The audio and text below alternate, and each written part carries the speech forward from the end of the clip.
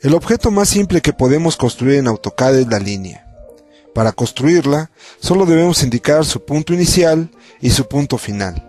Para ello, podemos utilizar el botón del centro de controles o bien el menú Dibujo Línea. La ventana de comandos nos va indicando los puntos que son requeridos. En este caso, el primer punto y el punto final. Sin embargo, una vez que hemos dibujado la primera línea, podemos añadirle líneas nuevas a partir de ese último punto. Cuando tenemos dos o más líneas dibujadas, la ventana de comandos añade la opción para cerrar la figura, uniendo el último punto con el punto inicial.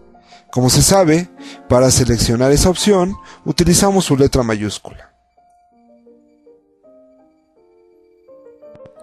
Sin embargo, esta figura la construimos indicando al azar puntos en pantalla.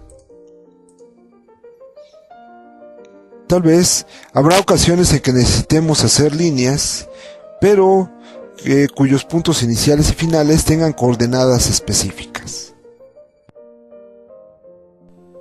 Veamos un ejemplo en video acelerado, capturando coordenadas tanto absolutas como relativas.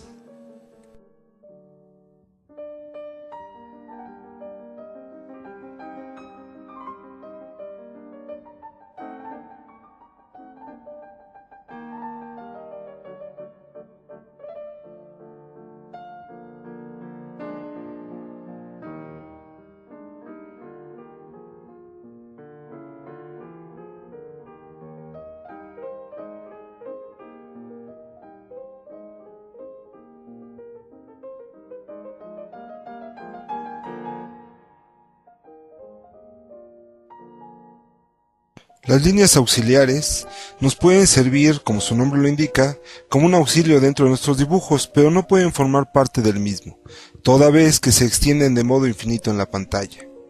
Como siempre, podemos usar un botón, o una opción del menú, o un comando en la ventana de comandos.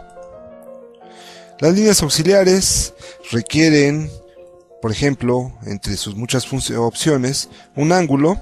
Aquí voy a poner un ángulo de 45 grados y un punto en pantalla. Igual que en otros comandos, puedo dibujar varias líneas en el mismo comando. Por su parte, los rayos son también líneas, solo que estas se extienden de modo infinito solo por uno de sus lados.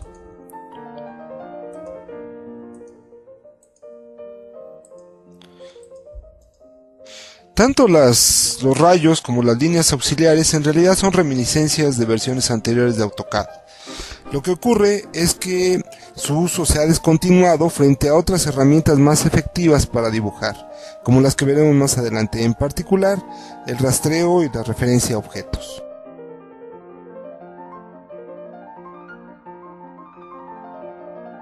Para dibujar rectángulos, solo basta indicar un punto de una de sus esquinas y después el punto de la esquina opuesta.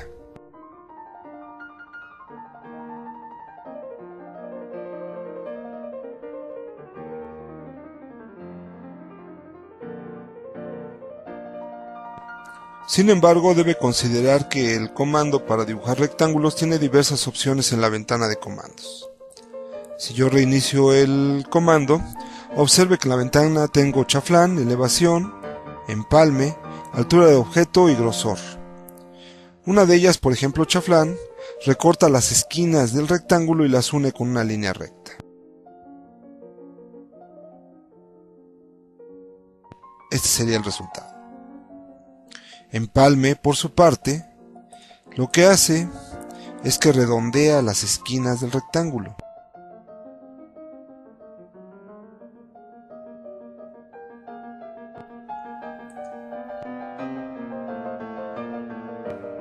Este sería el resultado. También debemos notar que una vez que hemos definido el primer punto del rectángulo, tenemos nuevas opciones.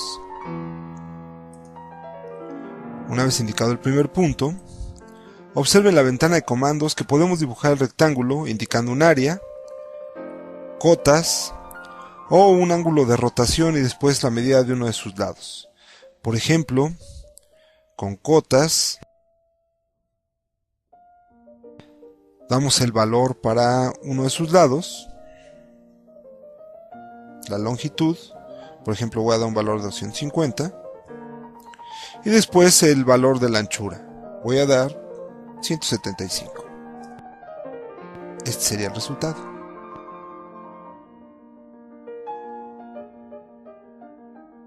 Por su parte, los círculos pueden construirse de muy diversos modos.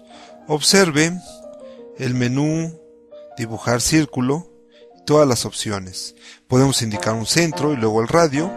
Podemos indicar un centro y después un valor de diámetro. 2 puntos, lo que sería un diámetro del círculo.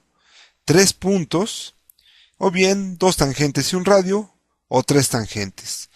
El método que usted utilice dependerá del dibujo que esté realizando o de los datos de los que disponga en su dibujo. Vamos a utilizar, por ejemplo, indicar un valor de centro y después capturar en la ventana de comandos o de manera dinámica un valor de diámetro.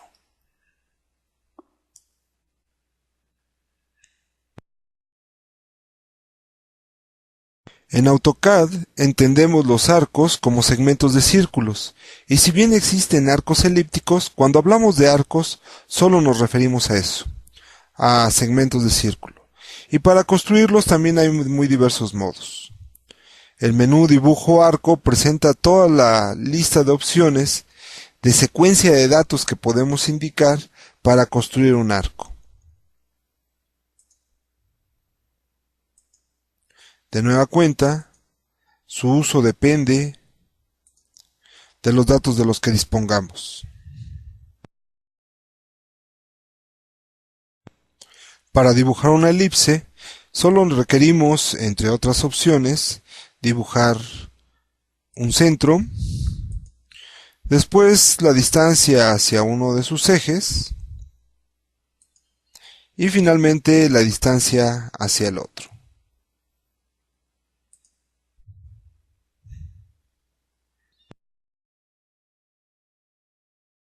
Los arcos elípticos se construyen del mismo modo, es decir, dibujamos los ejes de la elipse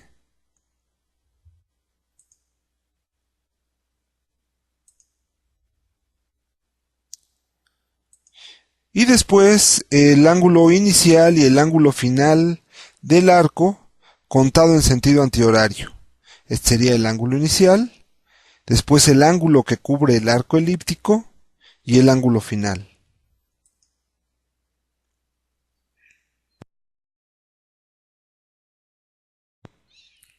El último objeto básico que podemos dibujar son los polígonos.